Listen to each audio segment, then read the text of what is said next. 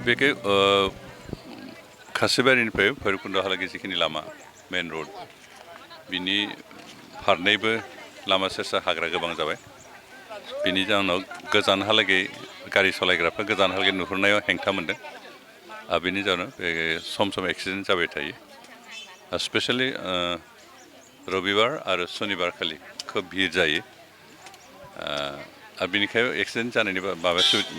प्रभाब पसिबिलिटिया बांसिन थायो बेनिखायनो जों नैबे लामायाव जाहाथे एक्सिडेन्ट दाजाथों आरो गोजानहालागै नुहुरनो हानाय बेबस्था जाथों बेखौ सिन्था खालामनानैनो भैरबकुन्द ब्लक कमिटि इउपिपिएलआ मोनसे डिसिसन लानानै दिनै लामा सेरनि फारनैनिबो सेर सेर थानाय जिखिनि हाग्रा बेखौ एवस्रांनाय हाबाफारि लादों आरो दिनै जोंनि पार्टि वार्कारनि बादैबो रायजो राजाफ्रा गावनि गोसो खुसियै बे हाग्रा एवस्रांनायाव बाहागो लाफैदों बेनिखायनो आं बिथांमोनखौ धन्यबाद होदों आरो लोगोसे आं आसा खालामदों जे दिनै बे हाग्रा साफा खालामखांनायनि उनाव जेरै बे एक्सिडेन्ट अन्तत' एक्सिडेन्ट टटेलिथ'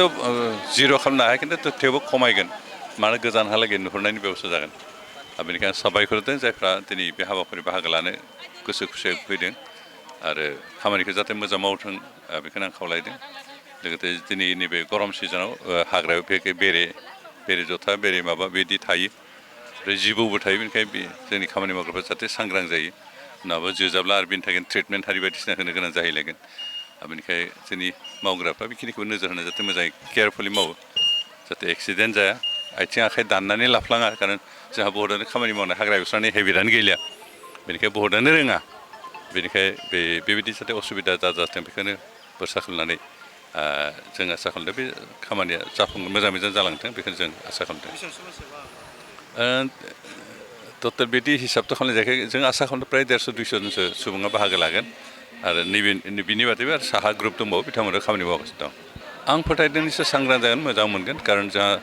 बे लामा सेर हाग्रा जायबो गोजानहालागै नुहुरनायाव हेंथा मोनो ओमफ्राय जों साफा खालामबा गासिबो नुहुरनो हागोन आरो अन्तत' एक्सिडेन्टनिफ्राय बासायनो हागोन बे बाइक सालायग्राफ्रा बांसिन लाब जागोन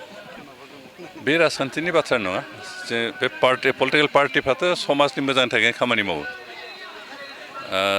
बेनिखायनो बेबो जे समाज सिबिनायनि मोनसे पार्ट मानसिनि जिउ रैखा खालामनाय एक्सिडेन्टनिफ्राय बासायनायबो मोनसे समाज सिबिनायनि मोनसे पार्ट बेनिखायनो बे पार्टखिनिखौ मावदों बे राजनितिक बिदि उद्देश्यफोर बे जेबो माबा गैया खिन्थु रायजो राजाफोरनि मोजां जाथों अन्तत' जोंहा एक्सिडेन्टनिफ्राय बे एरियाखौ जों बासायनो हाथों जोंहा बे थांखि आरो बे थांखि लानानै जों खामानिखौ मावदों